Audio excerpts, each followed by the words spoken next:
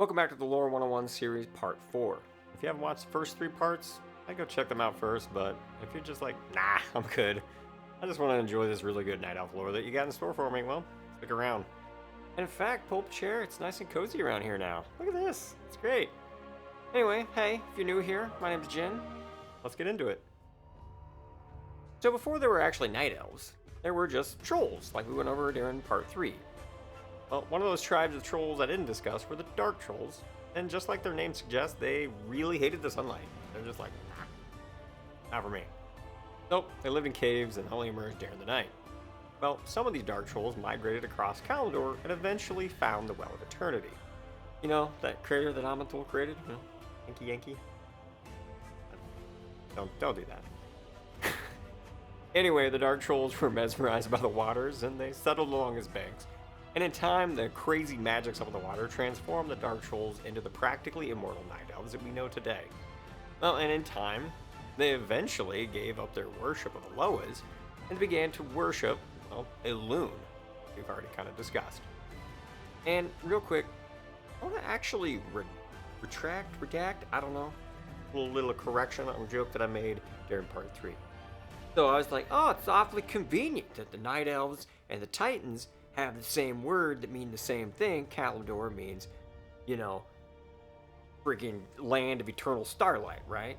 Well, turns out Elune actually told the Night Elves what Kalimdor means, and that's how they know what it meant. So the fact that Elune told the Night Elves this, I was like, you know what, I can actually buy this a whole lot more.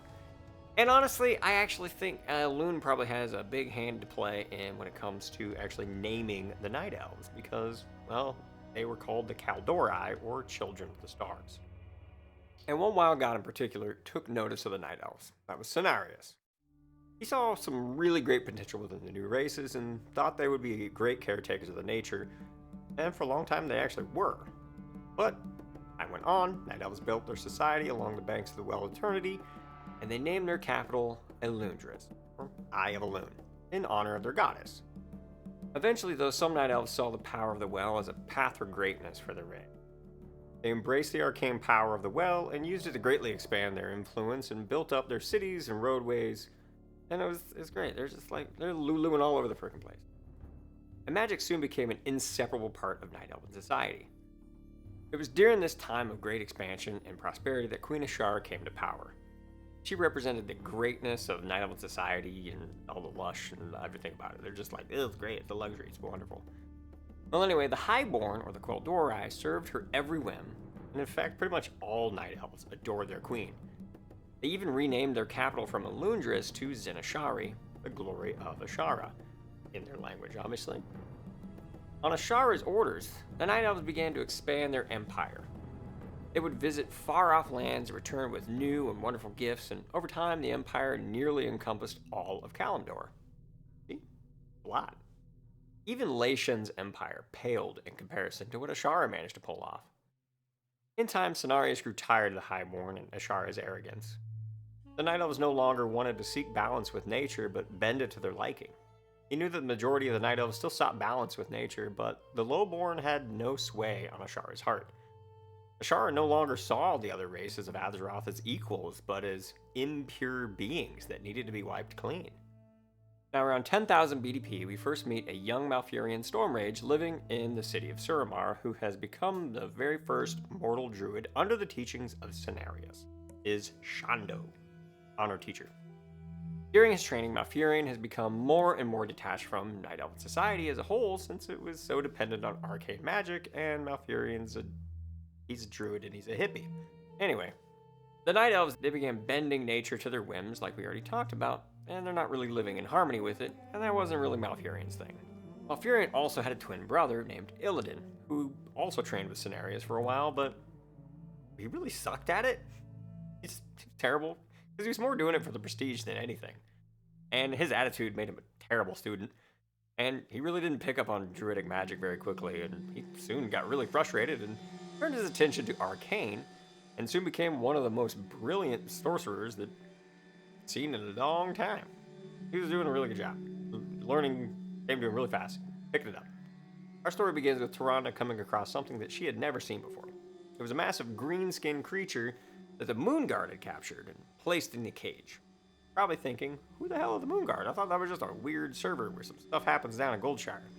Now, the Moon Guard are actually the elite spellcasters of, they work for Azshara. They're basically mage cops. Anyway, Tyrande believed that all creatures were children of Elune and deserved respect. Her kindness quickly earned her trust with the creature, and she learns that his name was Broxagar, or Brox as he likes to be called. He doesn't really know this yet, but this is Broxagar Saurfang, the elder brother to Varrock Saurfang. That's he's the one that's in the Old Soldier cinematics. Alright, while Tyrande was speaking to Brox, and she passed him some food or something like that, and he was like, here, take this out. Illidan saw her do that, and he was like, "Brow!" and zapped Brox with some stupid spell. And he was like, oh man, look, he was gonna hurt you, and Tyrande's like, mind your business, stupid Illidan. Anyway, but like I said, she is one of them priestesses, acolyte of Elune, and she's like, Dominus heals Broxagar, and Broxagar's like, you're awesome, I'm gonna call you Shaman from now on. So that's what he calls her. He calls her Shaman. Meanwhile, Malfurion was doing his druid thing with Papa Cenarius and described to him a terrible dream that he'd been having. So what he'd been seeing in this dream was living fire that destroyed everything it touched. Cenarius saw this in omen and thought that Malfurion needed to walk in the Emerald Dream. So while in the dream, he found himself above the capital of Zenashari. The Highborn were calling upon some evil from the tower in the palace and how it was disturbing the well. When he explained what he saw to Cenarius, the two of them didn't think Xavius could be doing this alone, not without Azshara's knowledge. Well, Xavius was Azshara's highest counselor, and he was as distrusted as much as Azshara was loved. So what actually was going on in the palace? Well, Azshara and her counselor Xavius had been pushing the Highborn further than ever before. Mostly this was Xavius doing the dirty work of pushing the Highborn, but Azshara was like, yeah, keep it going, man. Great, keep it going. So she spoke to Xavius about how the world was going to be changing soon. It would unlock the power of the well so they could bring perfection to the world. Xavius was one of the first to believe that they had only scratched the surface of the well's power. He gazed out into the well as the Highborn worked day and night. One night, while he was looking into the lake with his magic eyes, he was suddenly pulled from reality. He found himself in a realm of twisting, chaotic energies. Just a twisting nether. And before him was a being of unimaginable power. And they spoke to Xavius. I have searched long for you. Now you have come to me. Targaryen. Targaryen was talking to him. While all this was happening, a group of Night Elves were patrolling the surrounding forest outside of Zenashari. That group was led by Captain Varothan. He was the leader of Queen Azshara's personal guards. During the patrol, one of the riders spotting something in the woods, and what they had seen were two light-skinned creatures, one like a Night Elf, but not, and something totally different. Two light-skinned creatures were taken into custody, but while on their way back to Zenashari, they were attacked by the creatures of the forest, and eventually Captain Varothan's troops were overwhelmed, and several tree sprites, spirits, sprites, whatever, carried away the two captives. Now, who are these newcomers that got carried away by these forest sprites? Well, the first one was similar, but not exactly a Night Elf, was Crassus, and the other was the mage Ronan. When one of the creatures woke, he found himself face to face with Cenarius. Cenarius explained that he didn't exactly rescue them, and he said that the Night Elves had become too arrogant and believe that they can take what is not there. But when the creatures thanked him, he said that he and his companions would be on their way. Cenarius let them know, you are both a puzzle and a guest to me, and as long as you remain the former, also be the latter. Later that night, Malfurion traveled to Suramar from a little tree hut out there in the forest. He'd been struggling with what to do after he witnessed what was going down in Zenashari, and he was troubled no one else was noticing that anything was wrong. However, almost as soon as he arrived in Suramar, a large group of soldiers from Blackrook Hold rolled into town. This was led by Lord Ravencrest, who was one of the very few Night Elves that actually had some sort of sway with Queen Azshara. So, thought about speaking to him about what he had witnessed in the Emerald Dream, but didn't really get a chance. Instead, Malfurion met up with Tyrande and told her everything, including his thoughts on letting Lord Ravencrest know.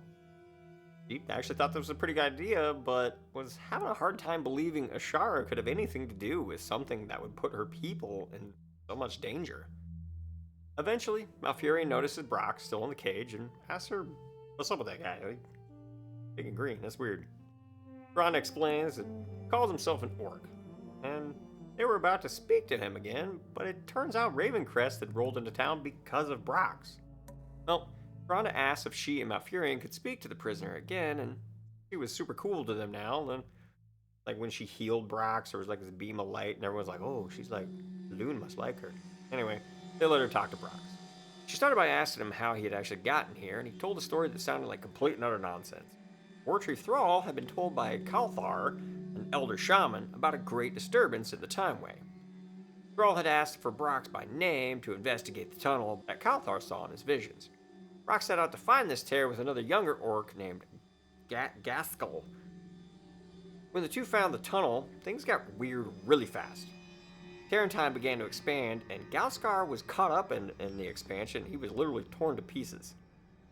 Brock tried to take some cover, but all that managed to do was, well, keep him from getting ripped to pieces, so that's good. But eventually, the rip did continue to grow, and it actually took him through time. Anyway, Malfurion listened to Brox, and he couldn't help but connect Brox's story to the troubles going on in Azshara he had witnessed. He asked Brox if he had told his story to Lord Ravencrest, and found out that he had, and Ravencrest believed none of the story. So it was decided that Brox would be taken back to Blackrock Hold for Lord Ravencrest could learn the truth. This probably meant the orc would not be surviving the interrogation. Well, Malfurion decided that he and Tyrande would be breaking Brox out of the cage. But they needed Illidan's help.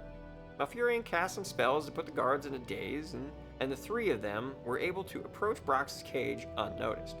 Illidan was able to remove the spells that held Brox within the cage, and Tyrande instructed Brox to go with Malfurion. By the time Malfurion and Brox made it to the Night Sabers that they would be taking out of the city, the guards had broken free of their spells, and they were actually in pursuit of the two. Well, Brox took one look at the Night Saber that he could barely believe Malfurion expected him to ride, and he was like, "Dude, are you serious? You want me to ride this little key cat? That's not gonna work." Alright, let's go ahead and check back in with what's going on with Xavius and Azshara. Xavius spoke to Azshara and informed her that she needed to see the latest discovery in the well. She was skeptical at first, but as she walked to the edge of the water, she was transfixed with what she saw. Her and all the others could hear the voice calling out from beyond the well, "I am coming." I think they made that joke in American Pie. Anyway.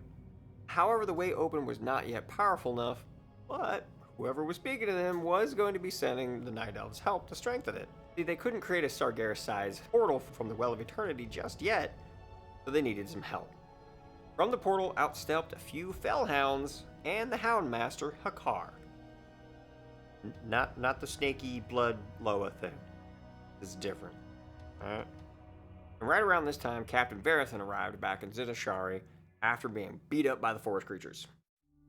He wasn't looking forward to giving the report to Xavius and possibly even Azshara, but when he walked in, a Fellhound was there to greet him.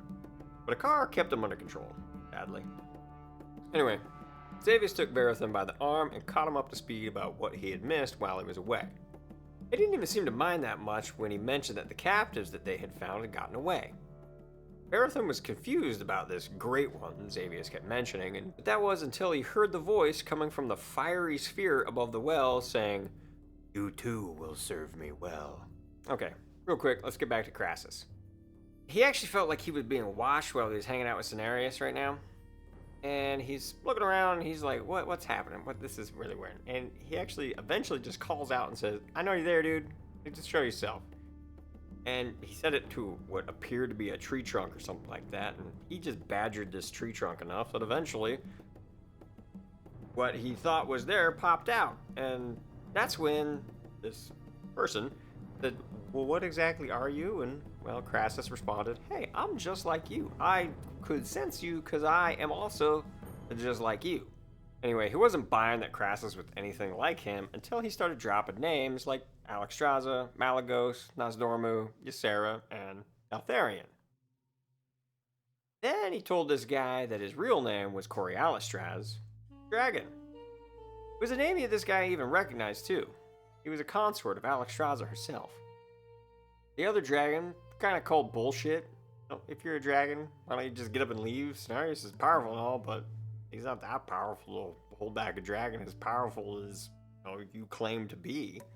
Well, Crassus informed him that he'd been greatly injured. Then they did some crazy dragon mind meldy thing. Doesn't really make any sense. I don't even think dragons can actually do this. It only happened in this book. Well, anyway, the guy was like, oh yeah, you're telling the truth, but he still didn't really totally believe him. As Cenarius started coming back, because this was kind of happening when Cenarius wasn't around, he's like, hey dude, we gotta go. We gotta get out of here. And anyway, he tried to leave this flower ring that he had been kept in, and these oars started going off, and Crassus is like, I'm gonna fall asleep. I'm gonna fall asleep. Anyways, this other dragon's like, I don't know why I'm doing this, but he picked up Crassus and he took off with him. And Crassus comes back too, right? He's coming around. And then he looks up and he's like, oh, I forgot to tell you should pick up my friend. He left Ronan behind. Oops. Thanks, guy. Anyway, when Ronan wakes up, Cenarius takes one look at him and says, hey, where'd your buddy go? And Ronan's like, dude, I don't know. I've been asleep the whole time. What are you talking about? Cenarius didn't like that answer. Anyway, after Brox and Malfurion left, Tyrande and Illidan were discussing what the two of them should do next when Lord Ravencrest, along with several other armored Night Elves, were just riding by the two of them, minding their own business. But when Ravencrest saw them, he actually stopped. So, don't I know you? You're Illidan, right? Illidan Stormrage? After a little bit of introduction with Tyrande, Ravencrest got to the point. He knew that Illidan was a powerful caster, but wasn't actually a member of the Moonguard yet. This made him more of a free agent, not bound to Azshara like the rest of the Moonguard. This was actually a perk to Ravencrest, so he informed Illidan that he wanted him to ride with him. Anyway, Ravencrest explained that he was going to be going after Brox that had just escaped. Even though the Moonguard were already on the hunt, he didn't really trust them to get the job done, and he's like, these guys suck, they're terrible. Anyway, he wanted a sorcerer to actually follow his orders as well, and Illidan agreed and left with Ravencrest and his men, leaving Tyrande back at the Temple of Elune. Eventually the group arrived at the scene where Brox and Malfurion had just recently escaped from some fellhounds that Hakar had set after them. Bodies of Night Elves were strewn about all over the place, and two members of the Moonguard looked to be sucked completely dry. Pretty gross. Ugh. Anyway, the only lone survivor the group was able to find informed Ravencrest that the Fellhounds did all of this, not Brox, and that the Moonguard were the easiest of the prey. The Fellhounds devoured magic, and sucked it right from the Moonguard's bodies. While Ravencrest and Illidan were discussing this, another little beast showed up, and Illidan dove out of the way just in time. Sadly though, he kind of collided with Ravencrest and sent his sword flying across the friggin' yard or whatever. It was out of their reach. Well, Illidan knew that if he cast any spells at the creature, that they would just eat it up and just gobble that shit up and get even more powerful in the process. So, Illidan actually cast a spell on Ravencrest's sword, basically turning it into the Ravager spell and just spinny, and chopped them little sucker tentacles right off. And once the real threat was dealt with, buried it in his skull. Ravencrest was like, well done. Fair play to Illidan over here. And he decided that he was going to make him a permanent member of the Blackrock Hold and his own personal sorcerer. Anyway, let's get back to Crassus, Mr. Dragon Man over here. So Crassus woke up from little sleepy spore flowers that knocked his ass out in a dark cavern, unsure where he was. Well, when he could finally see anything at all, he saw that he was surrounded by 4 red dragons. The largest looked at him and said, dude, if you are who you say you are, then you will know who I am. So, what's my name, bitch? Say my name. Well, his head was still pretty messed up, and he's like, just give me a second. I know this one. You look familiar. Shoot, I'm really bad at names. Give me Tyrannostraz. You're Tyrannostraz. Anyway, this was enough proof for them that he actually was in fact a dragon. Didn't mean they believed his whole time travel story and all that kind of crap that he was saying. So, what you say falls into the realm of the timeless one Nozdormu, but even he would not be so careless as to do what you've been doing over here, so For these dragons, they don't know what to do with them, so they decided it was best to take this up with Alexstrasza. So Tyrannostraz himself took Crassus to Alexstrasza's chamber. Shortly after they arrived, another dragon entered looking pretty haggard. Didn't look good at all. Alexstrasza introduced Crassus to the newcomer. Hey, this is my newest consort, and someone I already look for great advice. And being one of us, you may already recognize his name. This is Alexstrasza. Crassus nearly shit himself. He was just introduced to himself from 10,000 years in the past. Alexstrasza looked at Crassus and said, "He's definitely one of us. I feel like I know him as well as I know myself." Yeah. Shocking to you, buddy.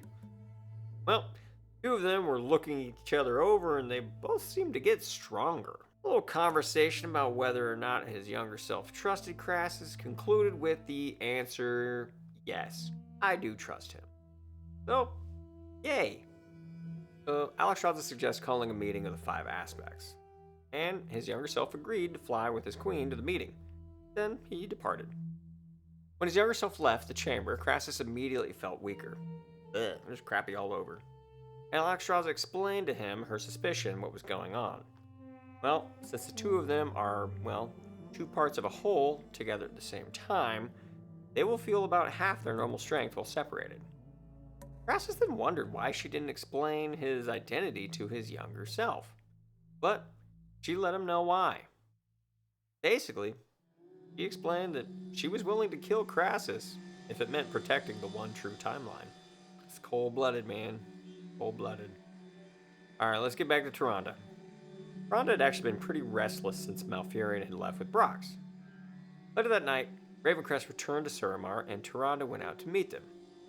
Illidan let Tyrande know that Malfurion and Brox were safe, and then launched into a story about how amazing Illidan is.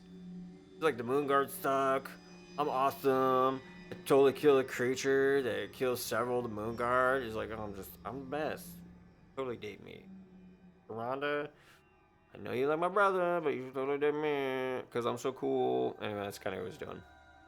Anyway, get back to Malfurion and Brox. So eventually Malfurion and Brox do arrive safely in Cenarius' Glade, where they met up with Ronan, still hanging out in the Sleepy Flowers. However, the Fell Beast managed to track Malfurion and Brox to the entrance to Cenarius' little domain and charged forward into the Enchanted Wood. But while they ran through the trees, the forest came alive and began to defend itself and its master. Malfurion pretty stupidly asked what was going on, and Cenarius was like, dude, you were followed, obviously. He didn't think that was possible, but Brox corrected him by informing him that the Fell Beasts can multiply if they feed on enough magic.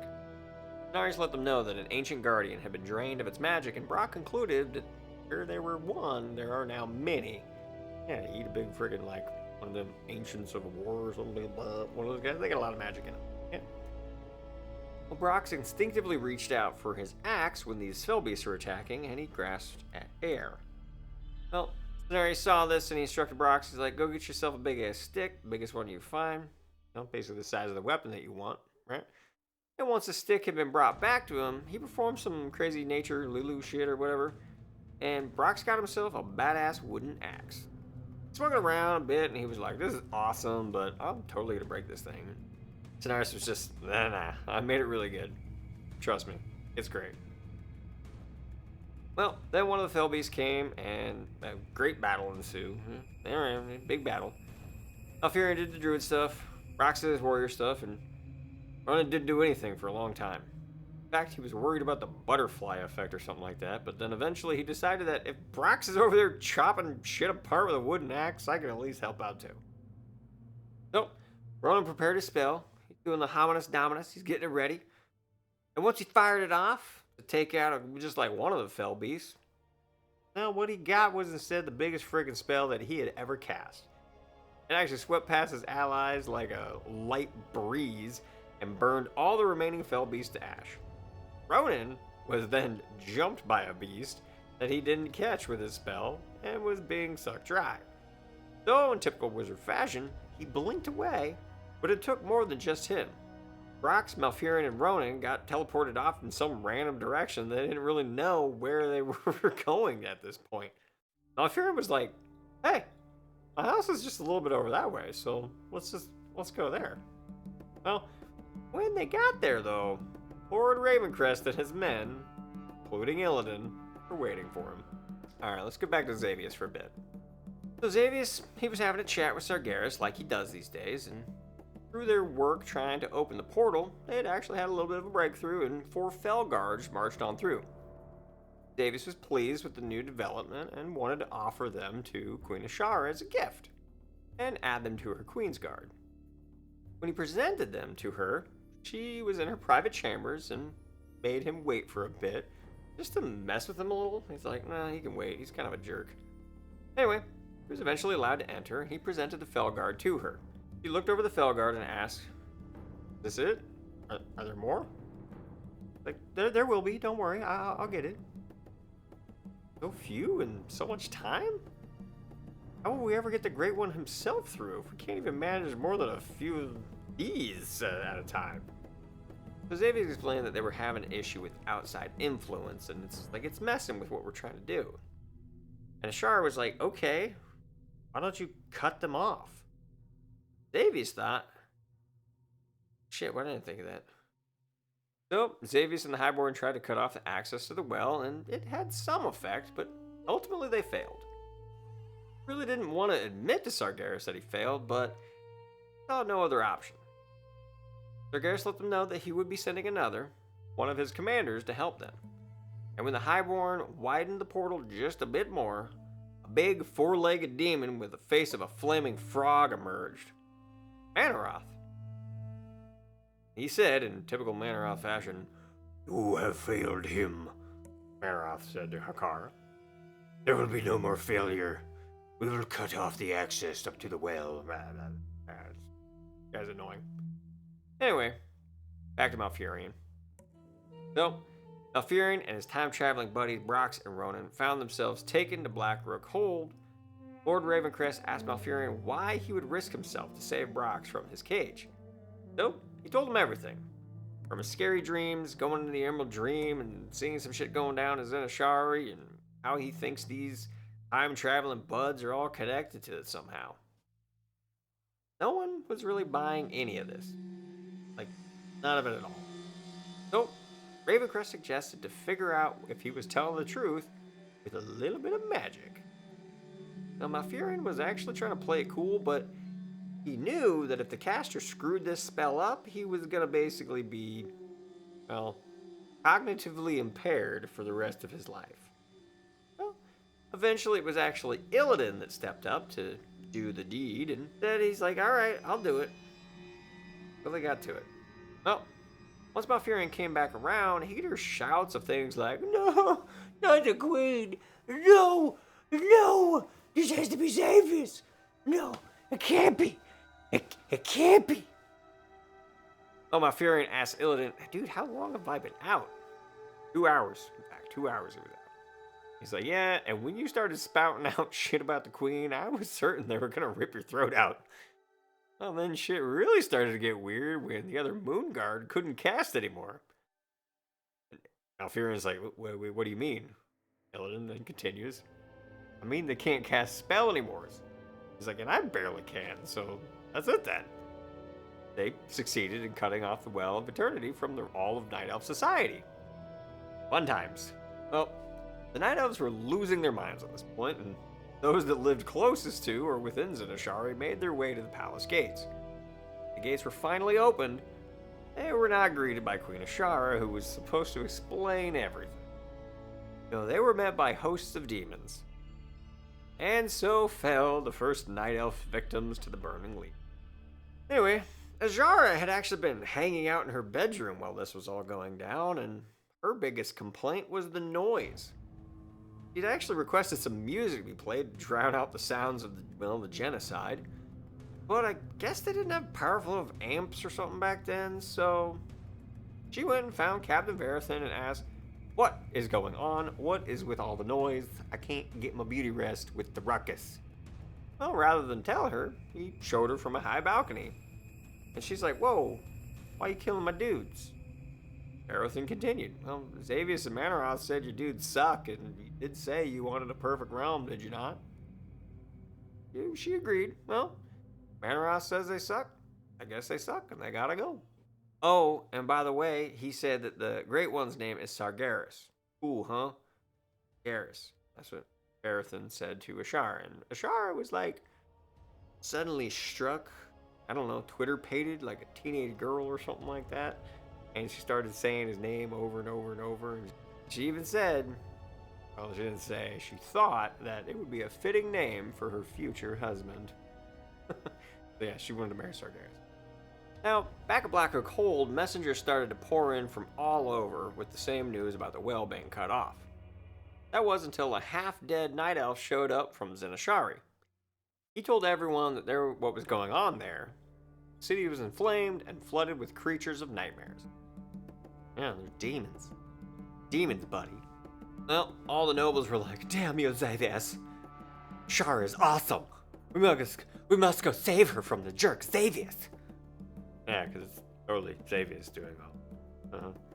Well, Ravencrest was determined to retake Zenashari and announced that anyone who can fight, especially anyone who can cast spells, need to be found. Naturally, Illidan was brown-nosing anyways, so he's like, yeah, I'll help, boss, I'll totally help. Ronan stepped up with very little effort, and they convinced that he could help out as well. Because, you know, he's like the one person that knows how to cast spells without training wheels. Anyway, surprisingly, Malfurion stepped up as well and offered help.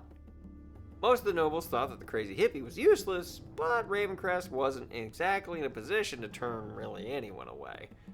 So, he asked what he planned to do. And Malfurion said, well, I can't really be of much use here. I need to go somewhere really quiet. Like, oh yeah, where's that? The Temple of Elune. Ravencrest thought, he was like, what? Okay, I mean, yeah, you can go there. We should probably get some help with it. We need some healers and stuff like that. So, sure, we can swing by there. He's like, so what are you going to do, actually, once you get to this Temple of Elune and you find a quiet place? Like, huh? You got a plan? Malfurion was like, yeah, of course I got a plan. I'm going to get your magic turned back on, of course. So, Ravencrest allowed Malfurion and Brox to travel to Suramar to use the Moon Chamber, because I guess it's quiet in there or something. Rhonda was actually super happy to see Malfurion, and he would have been too if shit weren't hitting the fan right now.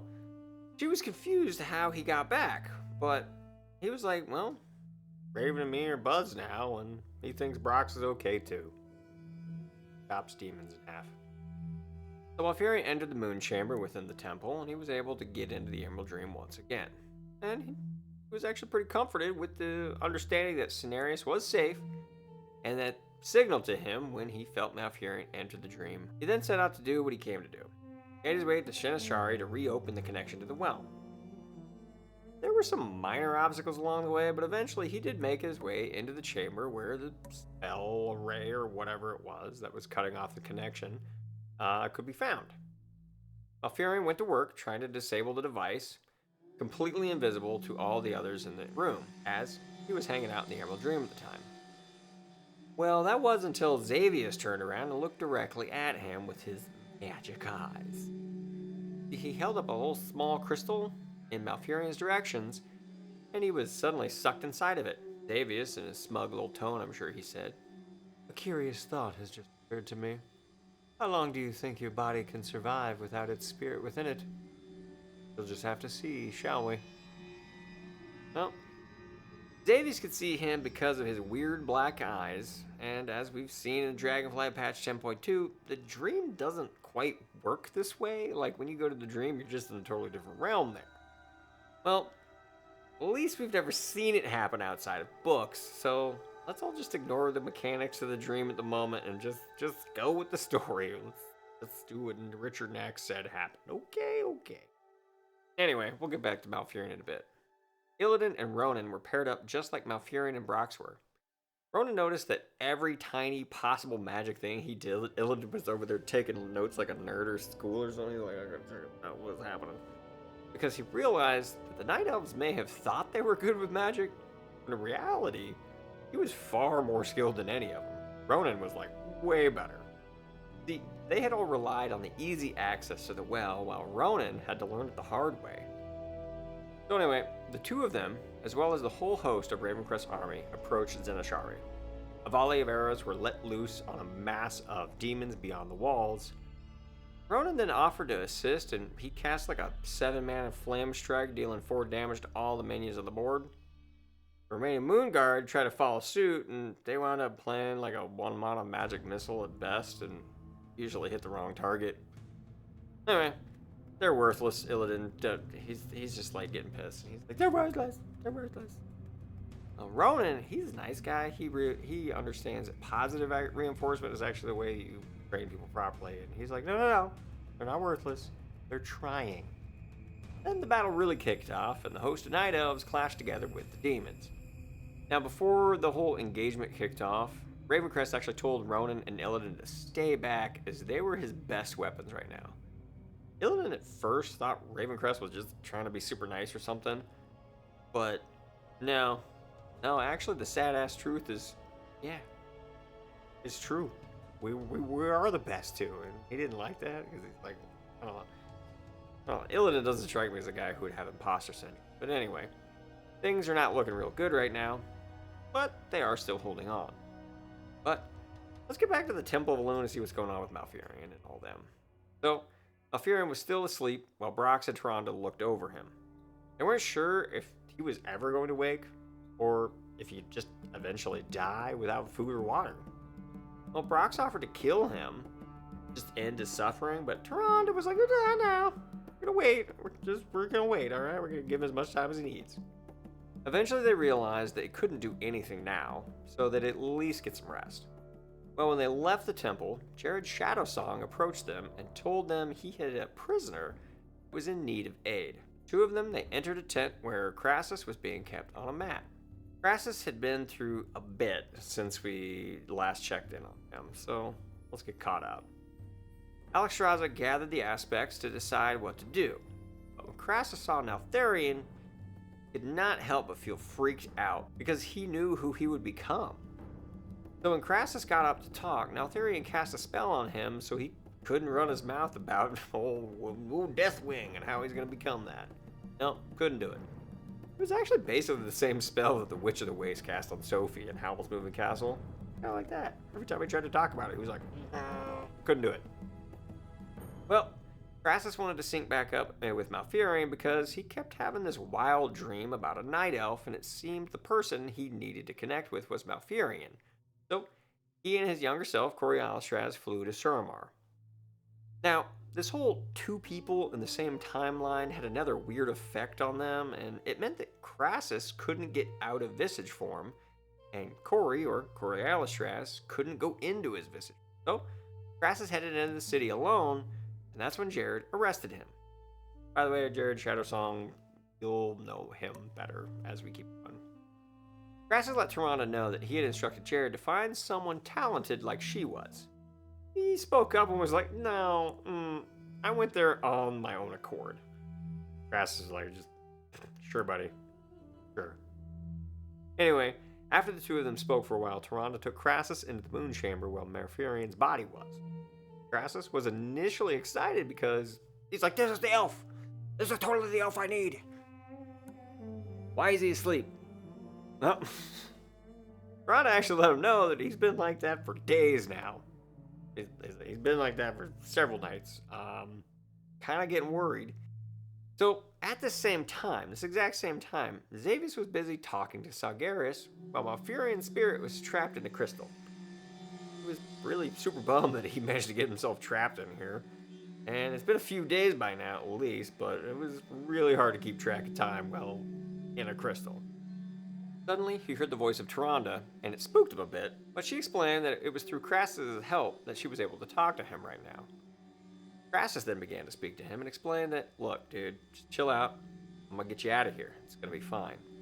So, like, look, it's a pretty clever design, this crystal that I'm seeing right now, but I've dealt with much worse. So, like, Malfurion, check it out. This is what I need you to do. Search the interior of the crystal for even the slightest of imperfections. Minute, minuscule, just crappy. Just, you gotta find it. Just find it, and then we're gonna get out. So, eventually he does, and he pushes his mind against this imperfection, and he slowly created a crack until he was actually able to escape. Well, Crassus and Tyrande told him to get his ass back to his body, like, pronto. But he's like, no, I to do. So he stuck around to get back to disabling the well. Or the access to the well issue. Anyway. Well, Malfurion started messing around with this whole spell array thing that was blocking access to the well. Xavius knew something was wrong. Turned around and he saw Malfurion hard at work. He'll stop him! Ah! And he shouted at the highborn around him, and they were like, stop who? What are you talking about, you crazy man? Because, well, he's in the Emerald Dream still, and Xavius was like, oh yeah, I gotta do this one myself. Nope. He launched himself forward to Malfurion and grabbed him by the throat, the spirit throat, I guess. Whatever. Grabbed him by the throat. And his hands are full of Felfire. He's like, I got Felfire. Anyway, so Crassus reached out to him, and again, he reminded him, dude, you're a druid. Do some cool nature shit and waste this guy. Anyway, Malfurion probably said something through the lines of, oh yeah, duh. And he managed to shear off the top of the tower where the magic array was with several massive lightning strikes. Well, Xavius still held him, though, even when the rain and the wind whipping around the area were blowing other highborn off the tower. At this point, he thought he was dealing with just another really skilled sorcerer when he called out, all you have is the power of the well. Well, I have the power of the well and a god behind me. Furion, in his typical hippie way, just says, nah, bro. You have a well and a demon that claims godhood. Well, I have the whole of the world as my ally. Yeah, he's totally hippie.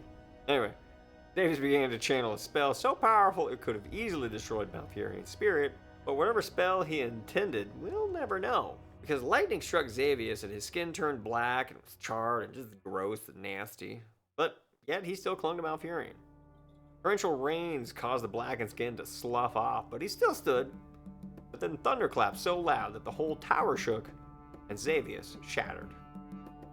The Ravencrest's forces surged forward as the well was now accessible to Moonguard. Illidan and Ronan once again were just like ripping the shit out of it. It was great. Anyway, the host of Night Elves pushed forward and broke the demon's lines. After they had pushed back the demons, several people still shouted, for Azshara! We must save our queen! Well, Rhonda, Brox, Crassus, Tori, and Jared were all near Malfurion's body following his success, but still wasn't waking up. Eventually, though, Cenarius just strode on into the freaking moon chamber or whatever and said, hey, I seem to have found a lost little guy. And he returned Malfurion's spirit to his body, and things were starting to look up for our heroes. And that's the end of our little recap of the first book in the War of the Ancients trilogy, Well of Eternity. Things are about to get real spicy next episode as we go over the events of Book 2, The Demon Soul. Thank you so much for watching, and if you've enjoyed this video, be sure to give it a like or even tell me what I got wrong in the comments. You should also probably click that little sexy subscribe button down there too. Probably totally do that. You know, let me know how the cozy is looking too. Yeah, I like it. Like it. Let me know. Nope. By the way, if you want more lore talking from me, you can check out the podcast I do with my co-host Allie, Live, Laugh, Lore, and you can find that anywhere you listen to podcasts. And with that, I will see you next time.